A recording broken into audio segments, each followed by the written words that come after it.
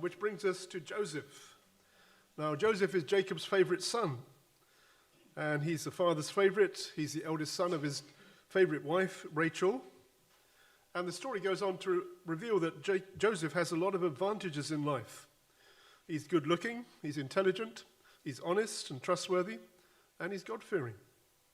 And he's given the position basically of the firstborn, even though he's the youngest. And he's given this privilege, he's given this coat of many colors, the famous Technicolor dream coat or whatever it was. And the favoritism benefits him, but also causes his brothers to be jealous to the point of hating him and even wanting to kill him. And he doesn't do himself much favors by telling bad reports of his brothers to his father. So by the time we get to this part of the story, which is the most sets the scene, we find that Joseph is pretty much a loner. His mother's died, brothers dislike him, and he's a bit of an outsider. And because perhaps he's a bit of an outsider, he's the one who actually develops a relationship with God, who has a sense of right and wrong. And in this passage we just read, God reveals to him his future in a dream. That one day his brothers are going to come and bow down to him, and his mother and father are going to come down and bow down to him. Was it wise of him to share that dream? Well, we could say perhaps not.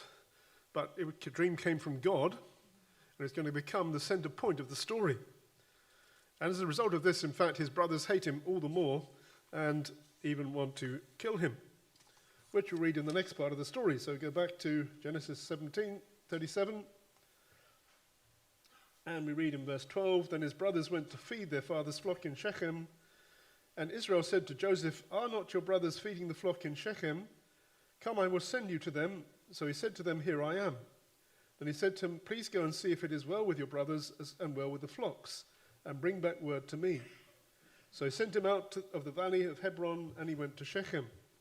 Now a certain man found him, and there he was, wandering in the field.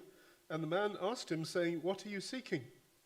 So he said, I'm seeking my brothers. Please tell me where they are feeding their flocks. And the man said, They departed from here, for I heard them say, Let us go to Dothan. So Joseph went after his brothers and found them in Dothan. Now when they saw him afar off, even before he came near them, they conspired against him to kill him. Then they said to one another, Look, this dreamer is coming. Come, therefore, let us now kill him and cast him into some pit. We will say some wild beast has devoured him, and we will see what it will become of his dreams. But Reuben heard it, and he delivered him out of their hands and said, Let us not kill him. Reuben said to them, Shed no blood, but cast him into this pit which is in the wilderness, and do not lay a hand on him, that he might deliver him out of their hands and bring him back to their father.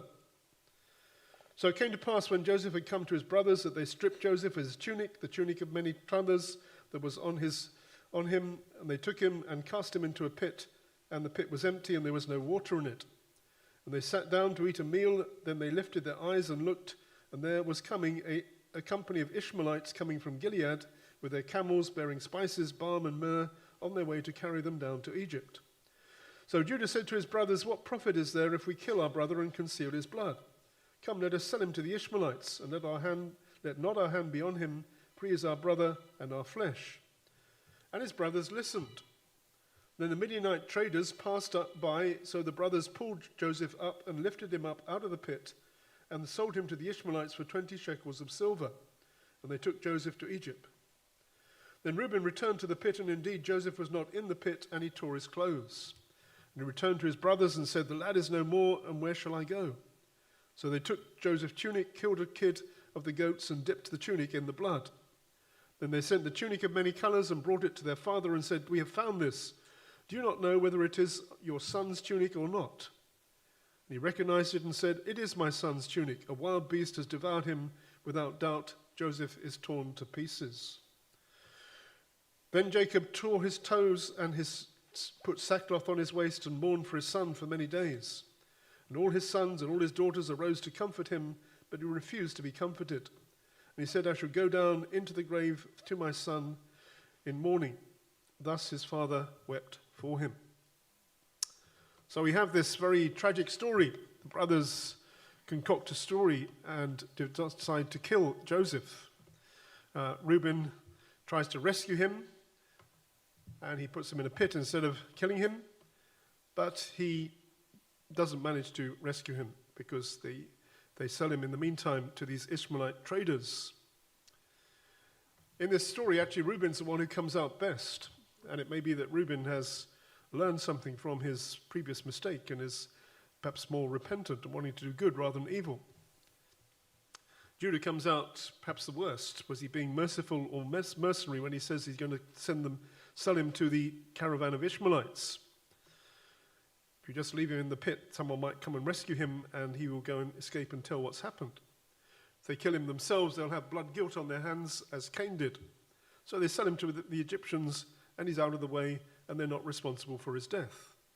It's actually sold for 20 shekels of silver, price of dedication for a young man or a boy. We think of Yeshua being sold for 30 pieces of silver.